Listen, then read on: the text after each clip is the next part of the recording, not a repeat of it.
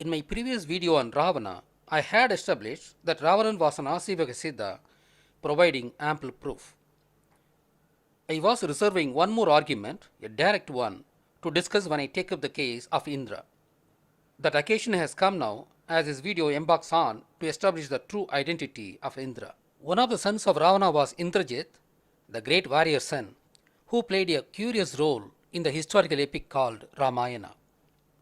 I had mentioned in the video on Ravana that all the names of the prehistoric characters were not their actual proper names, and as a rule, they were either their title names or the names given by the ancient historians based on their special attributes when they narrated their history. Likewise, the Indrajit was also a deformed name from his original title name called Aindrasittan.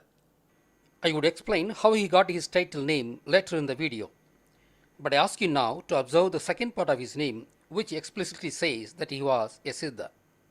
Do you have any more doubt left that Ravanan, his father, was a Siddha himself? I shall establish in my next video that even Kumbhakarna, his paternal uncle, was also a great Siddha, contrary to the projections about him. There are two characters in Indian mythology who carry the name Indra. One is the Indra, the weather god, and the other is Indrajit, the warrior son of Ravana. One more curious observation is that both are related by a mythological anecdote, and in fact, that it is by that anecdote that Indrajit is alleged to have got his title name. As per the Aryan mythology, Indrajit fought a war with Indra and seems to have won over him. As Indrajit won over Indra, he was given a title Indrajit, which, according to the Indo-Aryan story spinners, shortened to Indrajit. I do not know how the world accepts such stupid manipulation of names. If Jit means victory, Indrajit would only mean victory of Indra, it would never mean victory over Indra. Pandya victory means victory of Pandya, not victory over Pandya. This is a fine example to show how the Indo-Aryans twisted even words, albeit unsuccessfully, in an effort to twist the Tamil history. If you study the full episode on Indrajit, it would be very obvious that this was fabricated by them to hide the truth about Indrajit and to falsely explain the associated historical fact with their lame story. According to their story, Indrajit defeated Indra and arrested and tied him to his celestial chariot. At this time, Brahma intervened on behalf of Indra and asked Indrajit to release him. Indrajit seemed to have obliged, and the pleased Brahma gave him a boon that Indrajit would be invincible as long as he performs yagna. He would also be given a celestial chariot after his yagna every time, which would make him invincible. Kindly listen to the remaining part of the Brahma's boon with attention. Brahma put a clause in that boon that Indrajit would be defeated if he enters a war without performing yagna, and yet another clause that he would be killed by the same people who disturbs his yagna. Wait a minute. Would anyone call this a boon, considering at least the second clause that he would be killed by the same people who disturbs his yagna? This could at best be called a prediction by Brahma rather than a boon by him to Indrajit. Actually, Vibhishana, one of his paternal uncles, becomes a traitor and reveals to Lakshmana that it was Indrajit's yagna that made him invincible. Hence, it takes Lakshmana to Indrajit's secret place of yagna and both of them kill the meditating unarmed Indrajit. That was what actually happened. One more gnarling flaw in the story is that if Indrajit could get his celestial chariot only after his yagna, following the boon from Brahma, then how the hell in the first place could the human Indrajit defeat Indra, the celestial god, which necessitated the boon in the first place? Indrajit could not have won over Indra, the celestial god, without a celestial chariot in the first place. Oh, the Indo-Aryans are very poor storytellers. A criminal would not always be able to explain the forensic trail successfully. They seem to have waited for my analytical skills to get caught red-handed. The truth is that Indrajit performed yagna on the goddess Nikumbala, and because of his yagna he got Aindram skills, and one of the Aindram skills, Lehimam, enabled Indrajit on celestial travel. The Brahma boon story should have been brought in by Indo-Aryans to hide the fact that Indra was the son of Ravana and the fact that Indra and Indrajit were one and the same person. Hence, Indrajit did not get his name defeating Indra, and the related Aryan mythology was to fool the people. Hence, we shall start a fresh search in identifying both Indra and Indrajit. We can start with the surmise that both the names Indra and Indrajit shall refer to the same person. The name Indra could have been a shortened version of the full name Indrajit, which actually deformed from Aindrasithan, as stated above. The basis of such a surmise arises from the observation that the other names of both Indra and Indrajit are also very similar. For instance, Indra is also called Megha while Indrajit is called Meghanathan. Hence, both are again related to Megham, meaning cloud in Tamil. Megham is a Tamil name evolved from two words, male plus aham, melaham, Megham. Male means upper or above, and aham means place or abode. Clouds are in the upper place where Indran is said to reside. Indran, being the weather god, his identification with the Megham is well understood. But Indrajit, the son of Ravana, being associated with the clouds, is an interesting fact which needs a closer study. The Indo-Aryans came with another lame story to explain the origin of the name Meghanathan of Indrajit. As per their cunning story, when Indrajit was born, his birth cry was like a thunder, and hence he was named Meghanatha. Let us assume that his birth cry was indeed thunderous. He would have then been named as Thunder only, definitely not as Meghanatha, even though thunder is originating from Megham. Hence, he should have been named Idi or Idinathan, meaning thunder or Lord of Thunder, and definitely not Meghanatha, meaning Lord of the Cloud. Hence, the thunderous birth cry story was another cunning interpretation of already existing name Meghanatha to hide the real and complete identity of Indrajit, the son of Ravana. Hence, Meghanathan was not a proper name, and it was another title name of Indrajit, and there should have been a reason why he was awarded this title, connecting him to the clouds. Like father, like son, Indrajit was also an Asivaka Siddha. However, unlike his father Ravanan, who mastered music, medicine, astronomy, political science, and even created astrology, Indrajit spent his time in deep meditation and mastered 5 skills named as Aindiram. Today, we know about Attama Siddhis, which are 8 kinds of paranormal spiritual powers obtained through yoga. In his times, about 7,000 years ago, only 5 Siddhis were known, which should have been called Panjama Siddhigal. Indrajit should have been the first Siddha to master all the 5 Siddhis, and hence he was called Aindrasiddhan, meaning the sage who mastered 5 Siddhis. The Tamil word for Aindiram means 5 skills. Aindu means 5 in Tamil, and Tiram means skill in Tamil. Aindu plus Tiram, Aindiram. Of the 5 skills he mastered, Lehimam, that is, making himself lighter, was a dramatic skill with which he was floating in the air. He used this skill to go above the clouds even. The proof of all this is evident in Ramayana, that Indrajit was attacking Rama and co from the skies, and he used deceptive warfare, appearing and disappearing and attacking from the unsuspecting directions from the sky. In peace times, Indrajit, with his dramatic Lehimam skill, went above the clouds and predicted the weather. Today, we are using satellites situated above the clouds to take picture of the clouds and predict the weather conditions including storms. Precisely because of this ability to float above the clouds and predict weather, he was called Meghanathan, as the clouds were seen to be under his control, as they seemed to follow his dictates. Hence, we realize now why he was awarded the title Meghanathan. Lehimam is a skill that brought him the title Meghanathan. However, Indrajit knew 4 other skills like Karimam, Animam, Mahimam, and Vyabhiyam. I do not know which exactly were the 5 skills he knew. The list I provided is only the tentative 5 among the 8 siddhis known today.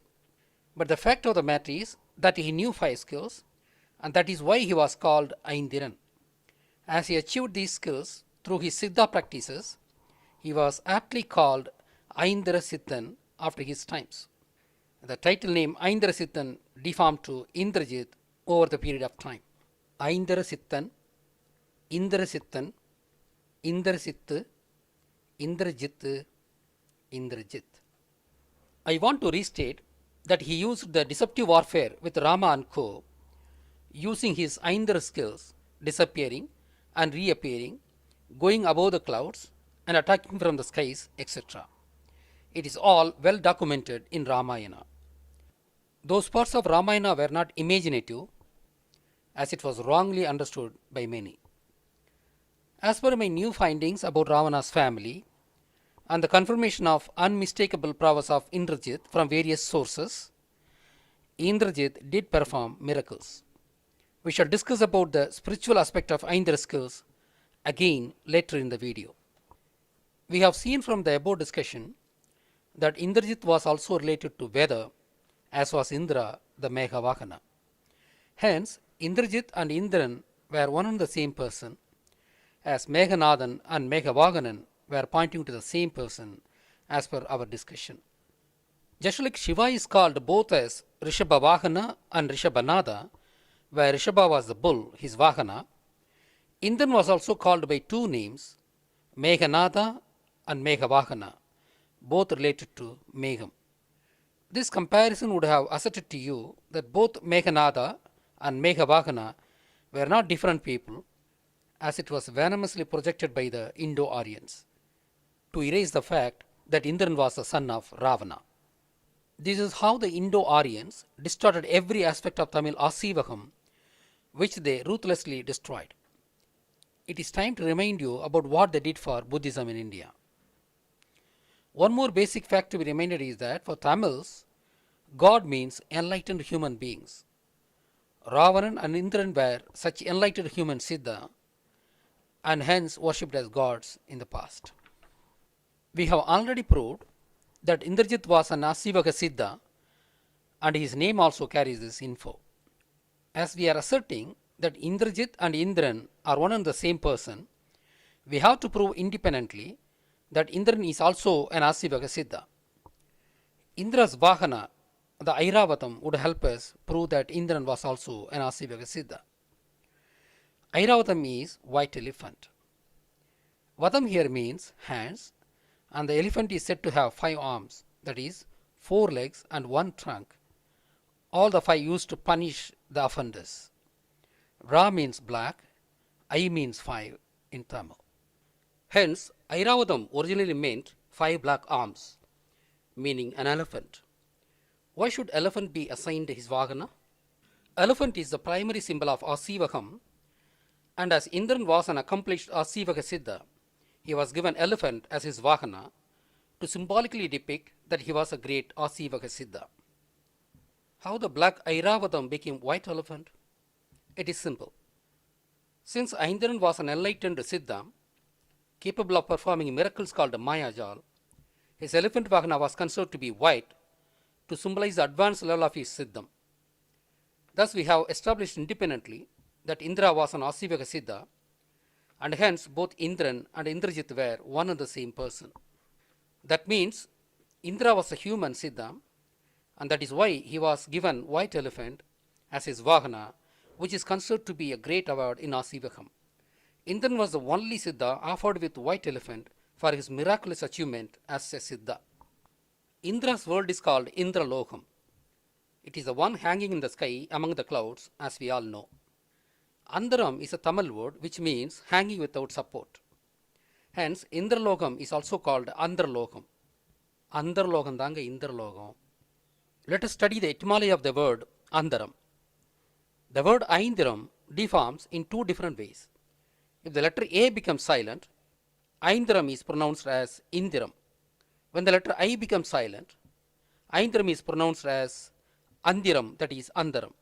Hence, because of Indrajit, we got a new word called Andaram to Tamil.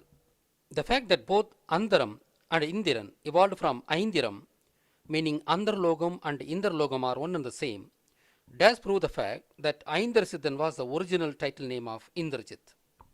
When I narrated my findings about Ravanan and Indran to a well-wisher and a scholar, he raised an alarm that Ramayana was a fiction, the usual idea of atheists of India. Ramayana and Mahabharata might not be 100% true, but they are indeed the records of the specific and important incidents of the prehistoric ancient India.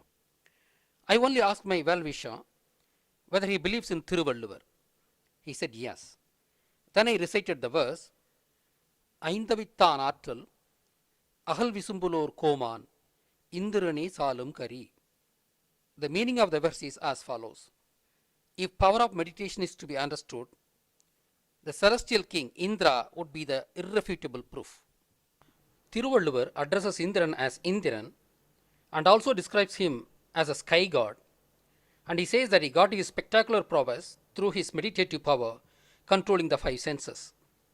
Hence, according to Thiruvalluvar, Indran was originally a human Siddha. My senior friend was stunned. In fact, I told him that Thiruvalluvar did not mention Agathiyar, Ravanan, Bogar, Kalanginathar kind of hundreds of Siddhas of Tamil soil in Thirukural. But he mentions Indran, that too when referring to the powers of meditation. This proves that Indran did perform miracles. Thiruvalluvar, an Asivaka Siddha himself, starts his Thirukural praising Adinatha, the Siva, in the first verse. I had established in the video on Mariamman that Bhagavan is actually a deformed Tamil word referring to the sages, and hence Adi Bhagavan refers only to Adinatha, the Siva. Thiruvalluvar also mentions Vishnu indirectly when comparing the pleasure of love to that of Vaikundam, the paradise of Vishnu. Other than these two, Thiruvalluvar refers to Indran only in his works and when he wanted to prove the power of meditation. All these three Siddhas were worshipped as gods in his times. I also told my friend about Bodhidharma, who went to China to spread Zen Buddhism, a form of Buddhism which ratifies and teaches martial art as self-defense. He took karate of Tamil Nadu to China. Karam plus Atam, Kara Atam, Karatam, Karata, Karate, which was nothing but play with hands, a Tamil word. The important point is that the Chinese film on Bodhidharma states that he performed Attama Siddhis in Chinese soil. Why should Chinese people extol a Tamil unless it is true? Hence, Attama Siddhis were very real. Scientifically too, I shall justify the above statement. Compared to electric, magnetic and nuclear forces, which are classed as strong forces, gravitational force is a weak force. If you place a soft iron bar in any place, all the Earth's magnetic field lines around that place pass through this bar, leaving the surrounding place free of its magnetic field. If a passive metal could divert the strong field by its mere presence, the humans, with their spiritual and mental power, shall create an anti-gravity field in their body and hence might be able to float and move in space. It is a definite possibility, and Indrajit really achieved this feat. Moreover, Thiruvalluvar has not mentioned famed Siddhas like Agathiyar, Bogar, Ravanan, Kalanginathar in his treatise, but he mentioned Indran, that too in order to prove the real prowess of the power of meditation. Hence, the spiritual power is a reality, and we shall not listen to the stupid atheists anymore.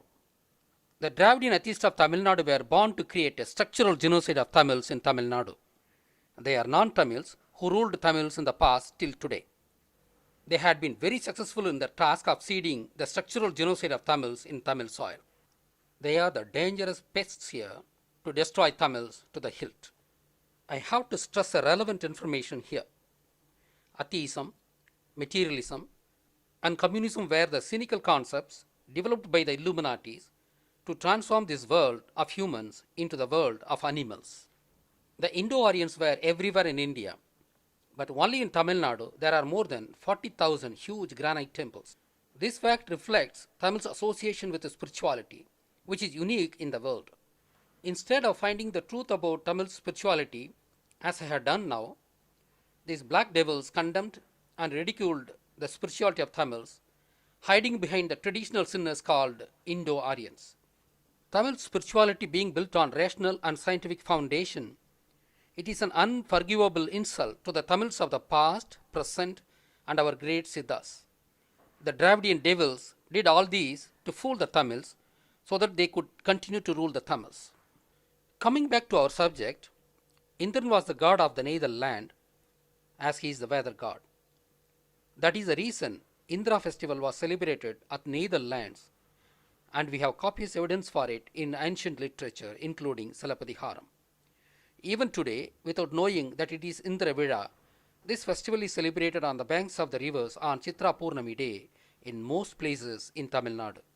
When I made part 6 Murugan and Indran video as part of the Vinayaga worship videos, I made a wild logical guess that Indran was the god of Netherland. That happens to be very much confirmed by my findings on the identity of Indra.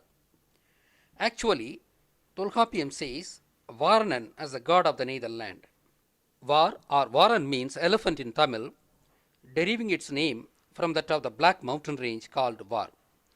For example, Varamullai, a Tamil word meaning forest in the mountain range, is what is deformed to Baramulla of Srinagar region. Hence, Varan means elephant and Varan An means possessor of elephant who is nothing but Indran. The An suffix indicates possession. Rivers get water from the clouds and clouds get their water vapor from the oceans. Hence, Netherlands are related to the clouds and Meghanathan, the lord of the clouds, also called Indran. Hence, Indran is naturally the god of the Netherland. That is the reason Indravila was celebrated in Kaveri Pumpattinam, a great port town of Tamil Nadu in the bygone era. The important point is that Indran was a human Siddha and Tamil's god. Among Tamil communities, Indran name is associated with Devendra Kula Velalar called Mallar and Pallar. They are the farming community of South Tamil Nadu. Though Indran was the god of Netherland, he is the weather god responsible for rains, which is the primary requirement for farming. Hence, the farming community of South Tamil Nadu should have been worshipping Indran as their god and considered themselves to be belonging to the Deva Indran clan. Indrajit being the Elam Tamil and the proximity of South Tamil Nadu to Lanka naturally connects Indran with the Mallar farming community who belongs to South Tamil Nadu. It is an interesting observation. We shall now discuss why Indran and Indrajit were shown as different personalities by the Indo-Aryans. Vedam was originally preached by Shiva to his disciples. As time went by, more and more stuff were added to it in each era, and the Aryans also added their stuff when they hijacked it. After Indran era, he was more popular a god than even Shiva because of the spectacular miracles that he performed. Hence, there are more than 250 references to Indra in Rig Vedam. Obviously, when Indo-Aryans hijacked Vedam from Tamils and edited and claimed that it was their stuff, they felt the dire need to dissociate Indran from his Tamil linkage. Indra was just a shortened name of Indrajit, but to show that they are different and to falsely explain the Indra syllable in Indrajit, the Indo-Aryans misspelled Indrajit as Indrajit, and with that act they created a new mythology lamely suggesting that Indra and Indrajit as two different individuals. We have already explained that their wordplay is foul and terribly foolish. We have established that both the names are of the same individual called Indrajit, the son of Ravana. Indra was known all over India and all over the world because of the spectacular miracles that he performed. Hence, it is no wonder that Hinayana Buddhist Bajaj caves of Maharashtra depicts Indra carvings. Among Ellora Jaina caves, one cave itself is called Indra Sabha with carvings of Indra mounted on an elephant. The Elephanta caves of Maharashtra has many Indra carvings alongside Shiva sculptures. Jainism and Buddhism evolved out of very ancient Asivakam of Tamils, and there is no wonder that Indra is worshipped by these sects. The fact that Indran is of Elam origin and he is being revered in both Jainism and Buddhism, it further substantiates the claim that both Jainism and Buddhism evolved out of southern Asivakam. Hinduism, which has a legacy of just about 1500 years, cannot have its claim on Indra. Indra was rooted to Hinduism from Asivakam of Tamils, just like other gods of Hinduism. Indra is a prominent god in many other countries like Indonesia. Indra is called Dionysus in Greek. Observe the syllable Dhyan in Dionysus. Indra was considered to be the symbol of Dhyanam, Dhyanam meaning meditation, and hence he was called Dionysus in Greek, just like Thiruvalluvar cites Indra only for the power of Dhyanam. There is one important and relevant point to be mentioned here. Rig Vedam not only mentions Indra, it also mentions that he was drinking Soma. It is generally believed that Indra drank it for its intoxicating effects. It might have intoxicating effect also, but the soma that he was drinking was related to his meditation and dhyanam. Soma is actually a potion which is a rich source of DMT. Dimethyltryptamine DMT is a chemical that is generated by pineal gland. Pineal gland is actually the third eye. To enhance their astral vision, the yogis were taking external source of DMT. The Soma drink which Indran drank was such a rich source of DMT. Egyptians used such drinks, and even today, Amazon shamans use this special drink and use it for their cosmic experience and predictions. These informations were with Tamils from the very ancient times, and Shiva, the Adinatha, is having the third eye. Tamil yogis were using Soma drinks and Kanja-like materials for enhancing their spiritual powers. Hence, Indran did not use Soma drink for its intoxicating effects, but for its effects on Kundalini Yoga. Kundalini Yogam describes 7 chakras. Kundalini is a Tamil word, and I would publish an exclusive video soon on Kundalini Yoga. Kundalini Yoga activates the 7 chakras linked to various glands of the body. Chakram is a Tamil word, and I would soon describe the etymology of the word in my video on Kundalini. Indran was the only Siddha to be called Sakkaran in history. As Indra successfully performed Kundalini Yoga, activating all the 7 chakras, he was called Sakkaran, that is Sakra. This is the etymological origin of the name Sakra and another title name of Indra. In Pali language, the vehicle of Hinayana Buddhism, Indra is called Saka, dropping the R sound. When we talk of carvings and sculptures, there is one set of carvings at Kalugumalai near Kovilpatti which is unique. Here we see some of the Tirthankarars depicted with Indran above them. To my knowledge, these carvings are unique and not found elsewhere. Of the hundreds of Tirthankarars carved alongside, why only some of them depicted with Indran above them? All these Tirthankarars depicted with Indran should have mastered Aindram skills like that of Indran. Aindram was not mastered by all the Siddhas. Many of them attained self-realization or contributed to various fields of knowledge, like Vishnu contributing astronomy and astrology, Murugan contributing to martial art, Agatyan contributing to music and language, etc.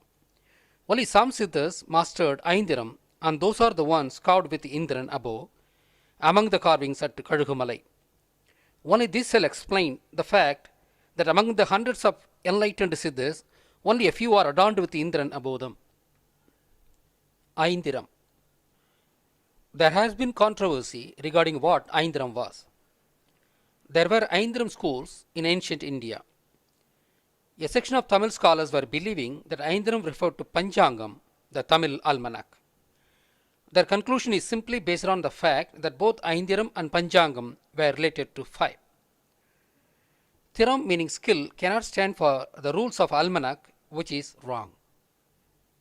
There is another section of scholars who think that Aindiram meant a bunch of 5 philosophies. That is again wrong. As I had already mentioned, Aindiram is made of 2 subwords, Aindu meaning 5 and Thiram meaning skill. Hence, associating philosophy with skill is not appropriate. I have established that both Indran and Andaram evolved from Aindiram. There is no record that claims any philosophy that Indrajit or Indran developed. Hence, Aindiram should be related to the skills that Indran displayed, for which there is abundant proof. Aindiram refers to the 5 skills like Lehimam, Karimam, Animam, Mahimam, Vyabhyam, etc. The Aindiram schools taught these skills to the deserving candidates. Tibetan Buddhism has one legendary symbolic Lama who mastered these 5 skills, and hence he should have been called Panchan Lama. Buddhism extols Indran, and Buddhist monks do perform miracles like Tamil Siddhas. Buddhists believe that Indra possessed 5 Dhyani Buddhas, which should have meant 5 Dhyani Siddhis called Aindiram. Buddham and Siddham are synonymous terms. Hence, Aindiram is related to the miraculous skills of Siddhas only, rather than any bunch of 5 philosophies. A point to note is that only Tamil Siddhas graduated to Attama Siddhis, from the original Panchama Siddhis of Indran times. Tamil Buddhist Bodhidharma, who went to China, performed Attasiddhi miracles according to the Chinese themselves.